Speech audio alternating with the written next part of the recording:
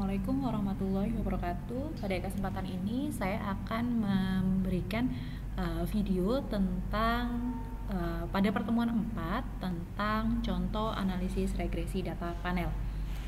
Pada pertemuan ini kita akan membahas tentang contoh regresi data panel dengan menggunakan variabel Y kita yaitu ROA, dan variabel X1 dan X2 adalah X1-nya NPF dan X2-nya adalah FDR. Kita coba lihat dulu datanya. Datanya adalah seperti ini. Karena data kita adalah data panel, maka kita harus tahu terlebih dahulu berapa unit yang kita gunakan di dalam penelitian kita atau di dalam analisis kita. Di sini ada BUS, kemudian ada UUS, dan ada BPRS.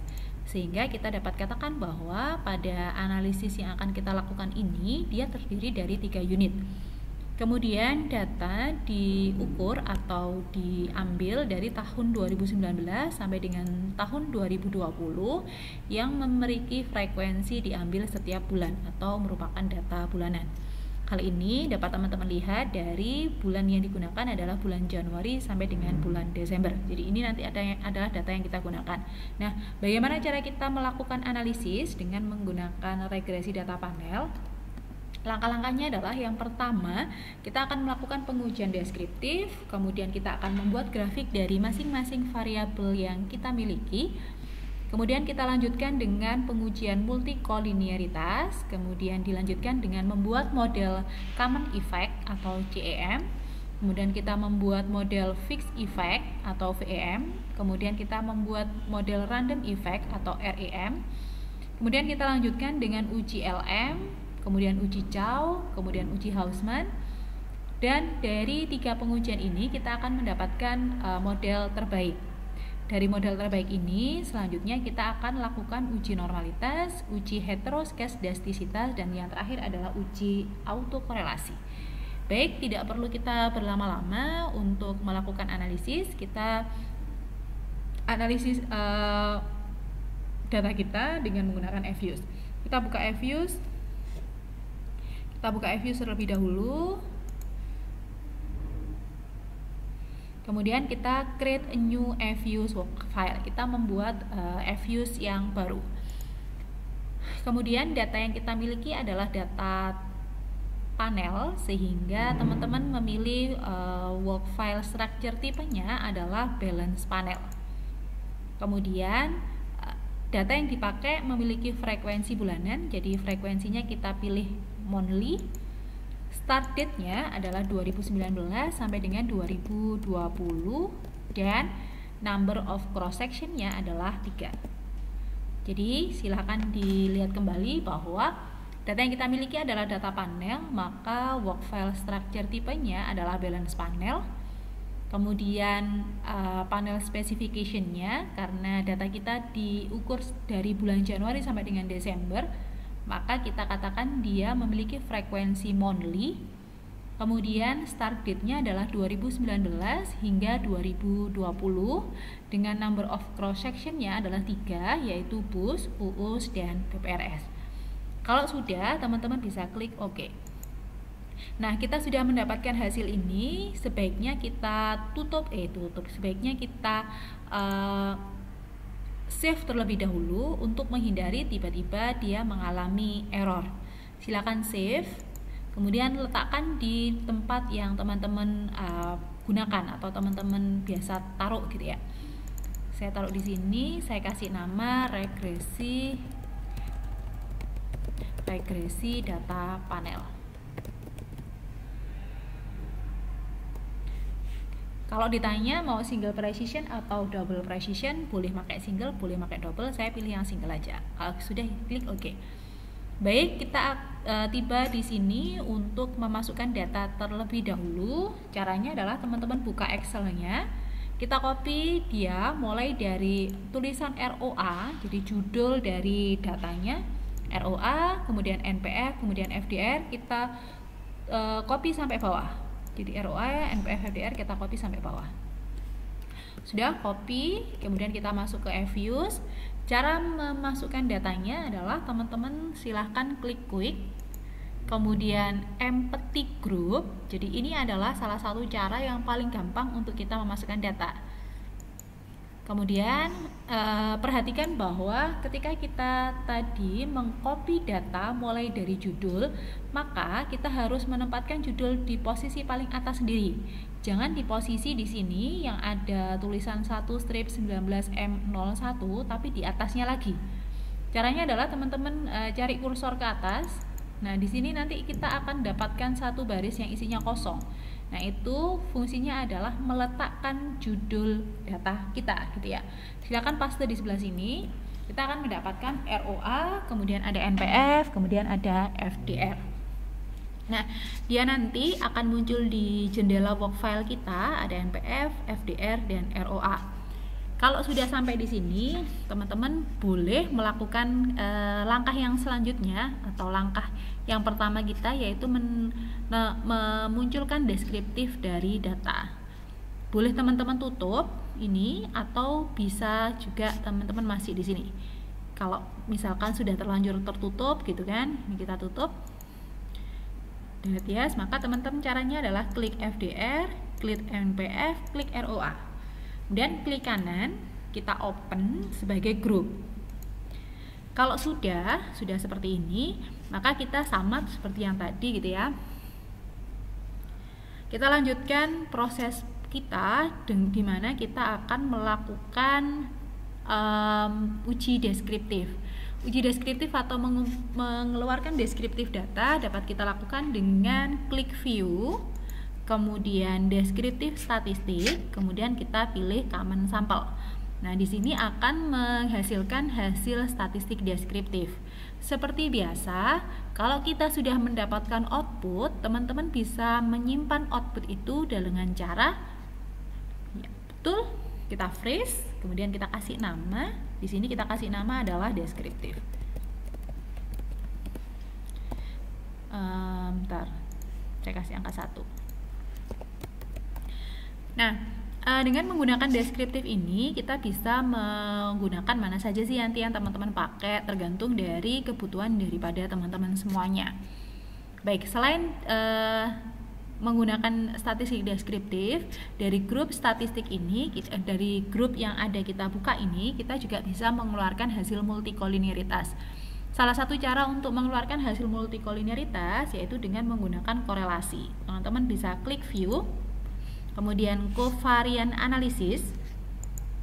Kemudian di bagian covariant itu kalau misalkan yang dicentang covariant, maka kita akan mendapatkan hasil covariant. Karena kita mau melihat multikolinearitas itu ada di bagian correlation, maka teman-teman klik correlation. Covariantnya dihilangin saja. Kalau di sini ada spreadsheet gitu kan, kalau kita coba single tabel gitu ya. Kita coba. Nah, kalau single tabel ini kayaknya lebih bagus ya, karena dia cenderung lebih gampang untuk kita membacanya nanti. Jadi caranya adalah klik view, covariant analysis, kita pilih correlation, covariantnya kita hilangkan, layoutnya adalah kita pilih single tabel. Ini yang mungkin bisa lebih gampang. Klik OK, kemudian kita bisa membaca hasil yang ada di sini. Nah, di sini ada correlation, ini ada FDR, ada NPF, ada ROA, kemudian ada FDR, NPF, ROA. Cara membaca correlation adalah kita pasangkan variabel yang ada di baris atas dengan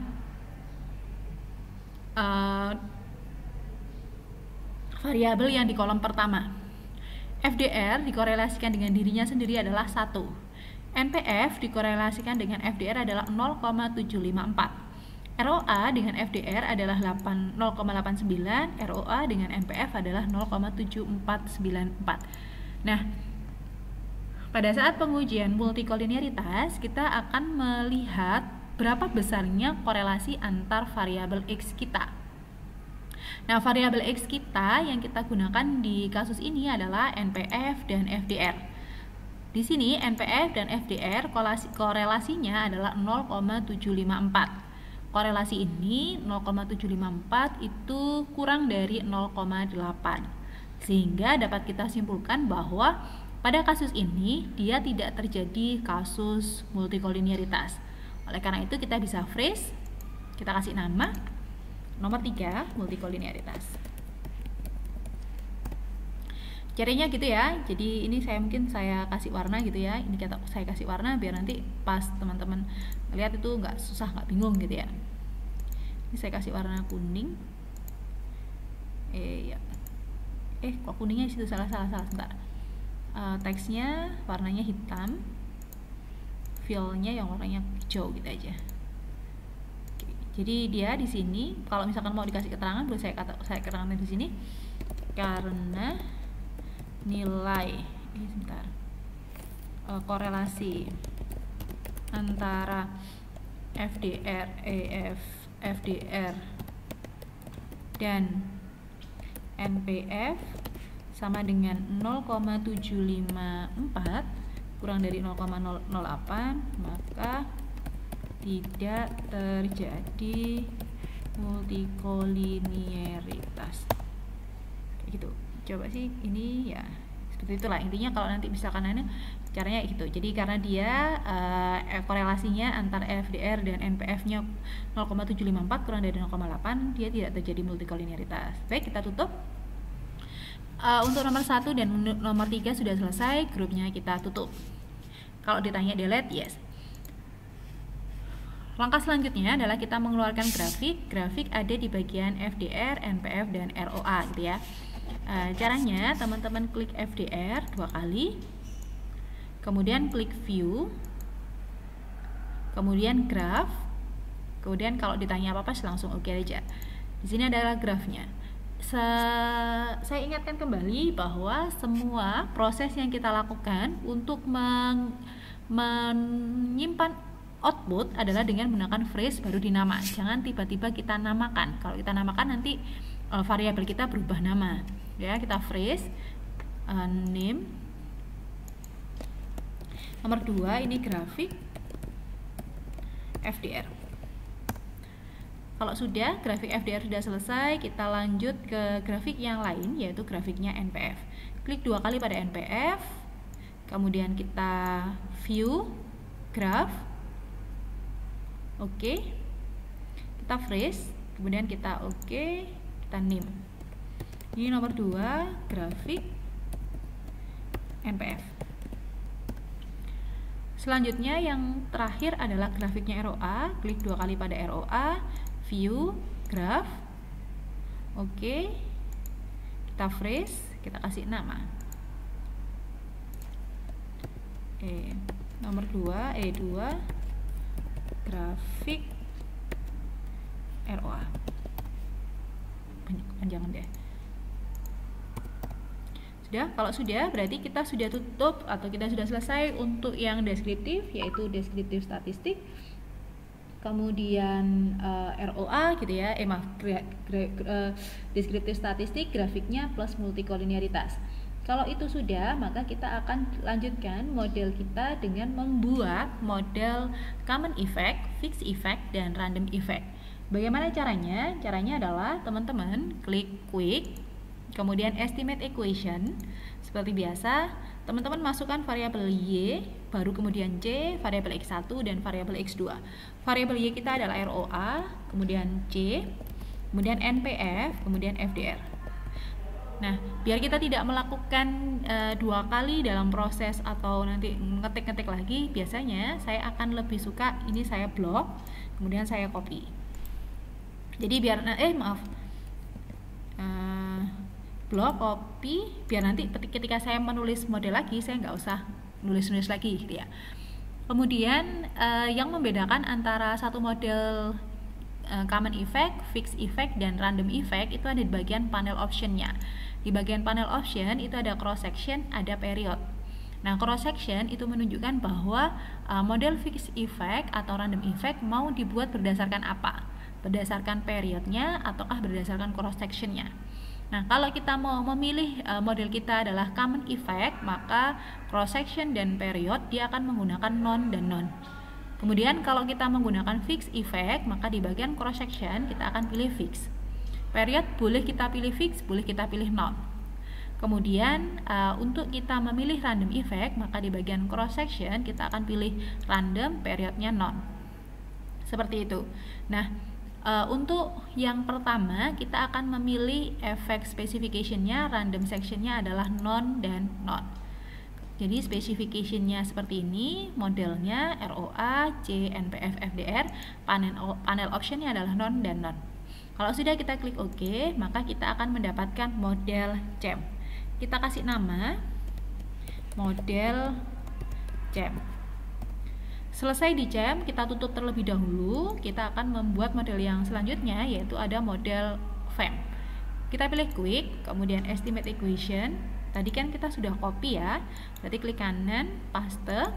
Kita pilih panel optionnya, karena dia adalah mau ke fix effect, maka cross sectionnya kita pilih fix.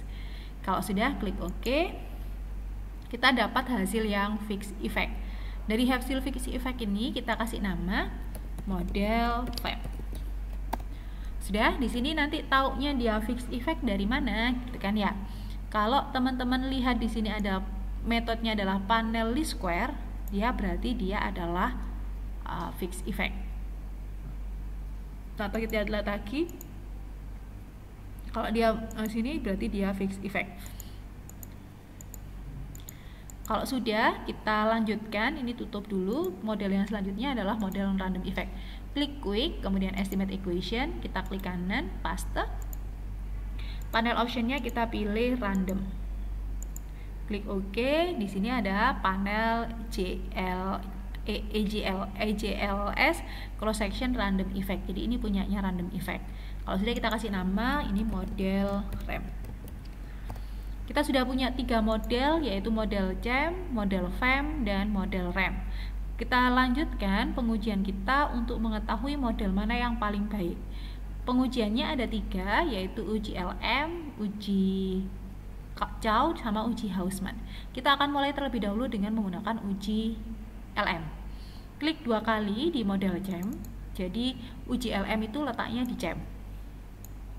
Teman-teman klik view, kemudian fix random effect testing, kemudian omitted random effect Lagrange multiplier.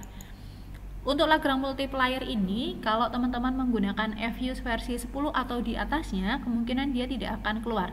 Tapi saya belum tahu kalau FU 11-12 bisa nggak ya. Tapi yang jelas kalau menggunakan FU 10 dia nggak mau keluar, gitu ya. Baik, saya lanjutkan. Di sini ada model CEM. Model CEM ini hasilnya panjang sekali seperti itu ya.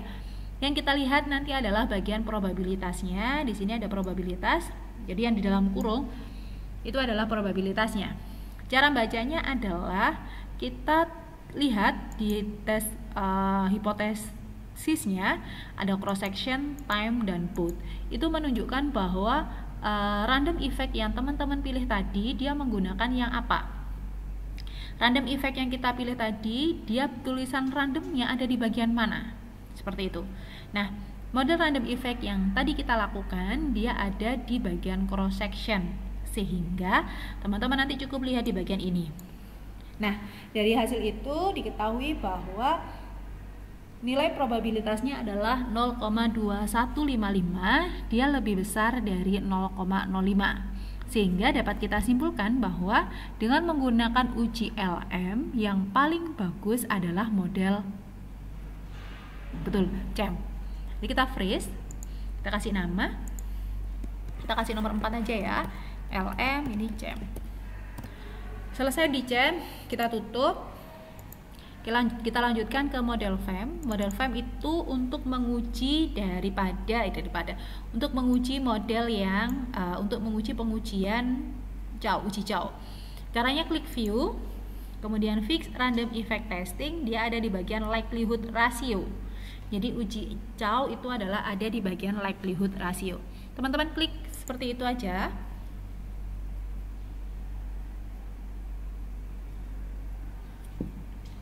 Baru kemudian di situ ada cross section F, ada cross section T square. Teman-teman boleh milih yang cross section F atau cross section T square.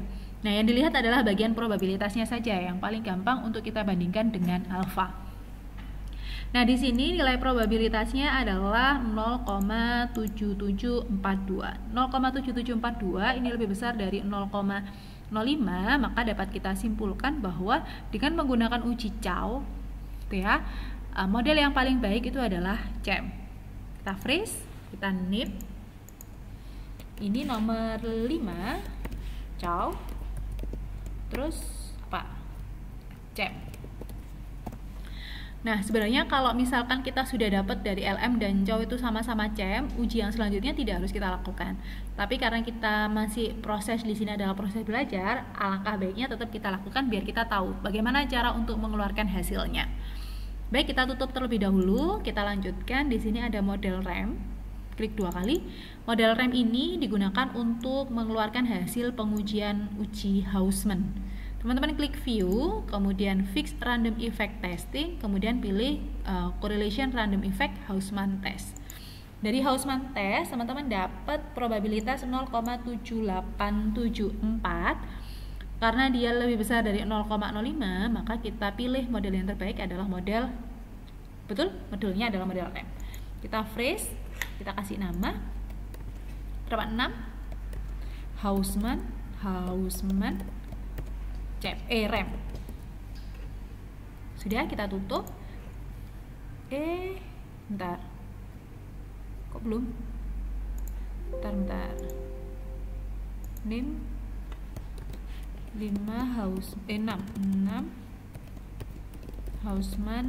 Hausman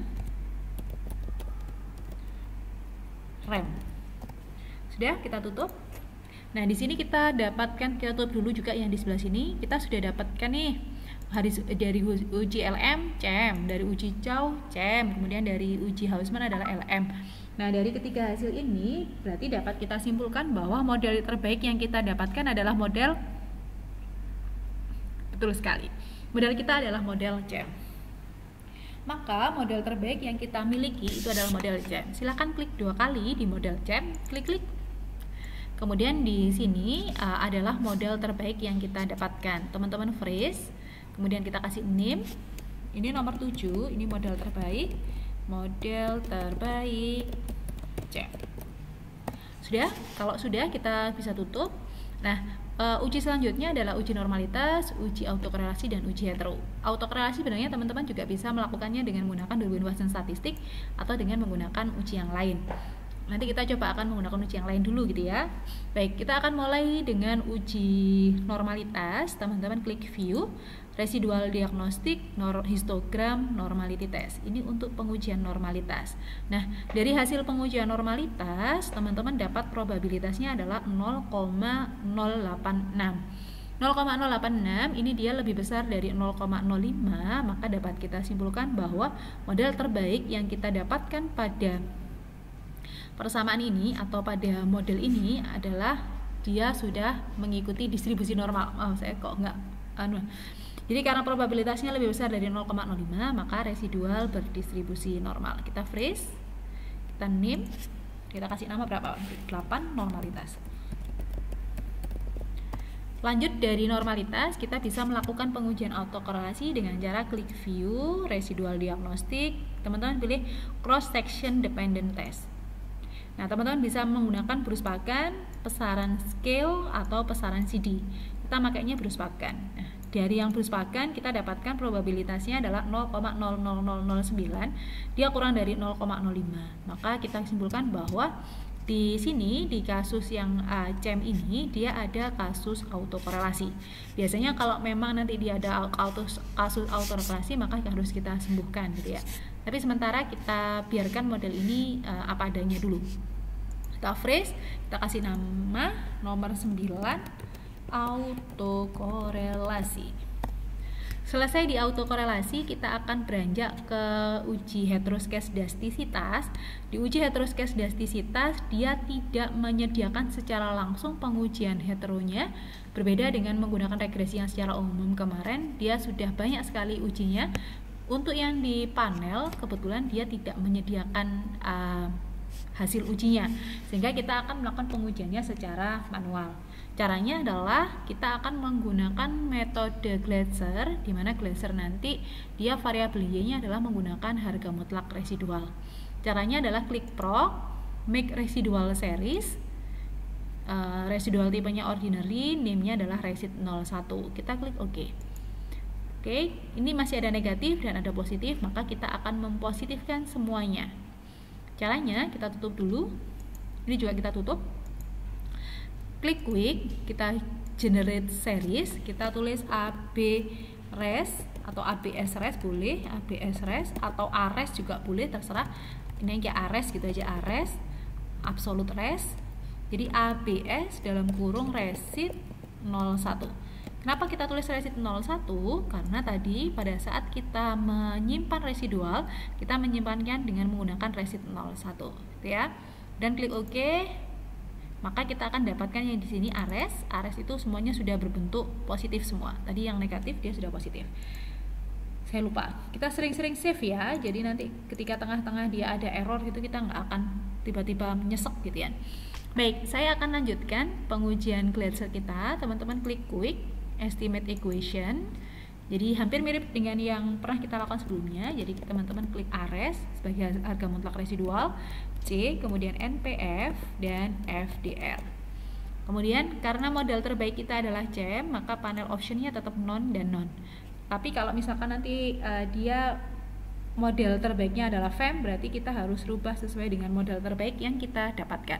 Sudah, kalau sudah kita klik OK, maka ini adalah hasil dari uji Glatzer.